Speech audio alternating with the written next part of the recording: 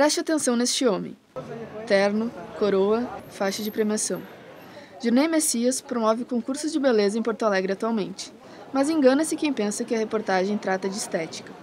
Conhecido como o Rei da Noite, Dirney ajudou a escrever a história da vida noturna da cidade, principalmente para um público específico. Em meio à censura da década de 70, Porto Alegre deu origem à primeira boate gay registrada legalmente no Brasil.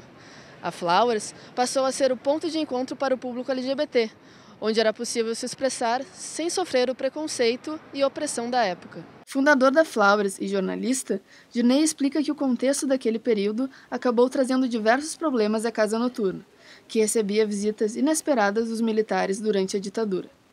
Localizada próxima a um quartel, a Flowers sofreu perseguição dos agentes do regime, que revistavam frequentemente os clientes do local. Havia muita repressão, eram os anos de chumbo e nós sofremos muito, porque eles acendiam todas as luzes da casa e perguntavam sobre coisas incríveis para todas as pessoas. Muitas vezes acudíamos os nossos companheiros e colegas, porque se não estavam de acordo com as perguntas que a polícia fazia, eles levavam 10, 15, 20 presos e depois soltavam dali 1, 2, 3 horas, mas levavam presos.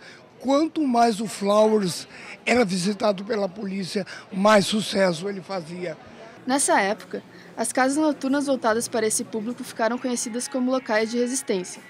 Muitos frequentadores puderam beijar pessoas do mesmo sexo sem medo.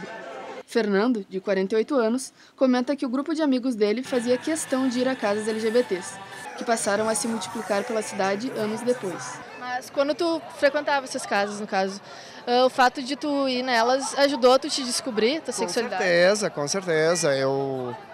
A primeira casa gay que eu frequentei em Porto Alegre foi assim, foi ali que eu comecei a me descobrir, não me descobrir, mas onde eu me senti mais à vontade, onde eu comecei as nossas paqueras, as minhas paqueras, e era um lugar onde a gente se sentia mais à vontade, entendeu? A gente se sentia, de certa forma, também protegido, entendeu? É dentro dessas casas noturnas que muitos LGBT se relacionam de maneira afetiva. Os frequentadores dão preferências a locais que não coloquem a segurança e integridade em risco. A população não encontra uma liberdade de poder caminhar na rua, para poder conhecer outras pessoas, para poder interagir sem sofrer algum tipo de preconceito. Então eu acho que essas casas elas acabam sendo, por um lado, um espaço seguro, onde se pode conhecer outras pessoas também desse meio. Segundo o programa Porto Alegre LGBT, existem 19 casas noturnas abertas à diversidade sexual na região.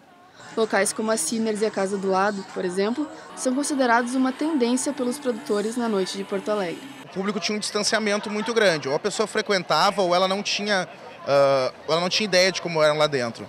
Quando a gente começou a ter redes sociais, tipo Orkut, que começaram a surgir fotos, álbuns de fotos, e as pessoas viam que na verdade eram todas pessoas comuns lá dentro, não era nenhuma coisa fantasiosa, o público começou a se aproximar mais disso e as festas começaram a ficar mais mistas. Mesmo assim, Naraka, DJ da Casa do Lado, diz que muitas pessoas ainda têm uma visão preconceituosa por ligarem o público à promiscuidade. Tu não vai entrar numa casa e tu vai ver homens ou mulheres desnudas ou fazendo alguma coisa. Tu vai estar lá vendo gente que quer se divertir, gente conhecer gente nova. É uma casa igual às outras, mas uma casa que você é livre, uma casa que você sabe como todas deveriam ser. Para Sérgio, a sensação proporcionada por essas casas noturnas é o que torna um lugar único. Esse tipo de casa, esse tipo de festa, na verdade é a libertação que muita gente tem das 11 da noite até as 6 da manhã. Tiago acredita que esse efeito de libertação sentido pelos frequentadores vai além, possibilitando que eles se identifiquem com o local. Então, quando entra dentro de uma festa e ouve a música que gosta e tem a liberdade de dançar do jeito que quiser e de agir do jeito que quiser, traz uma identidade, então acho que essa é a importância. A chance de trocar carinho sem olhares de reprovação permitiu que essa geração conseguisse dar um passo para romper com o tabu sofrido pela comunidade LGBT. Eduardo, doutor em psicologia social e militante da causa, explica sobre a necessidade de lugares que aceitem esse público. Eu acho que é importante ter espaços mais identitários, por exemplo, um espaço que de repente seja mais assim, como é que eu vou dizer assim, mais exclusivo, assim, se as pessoas quiserem ir.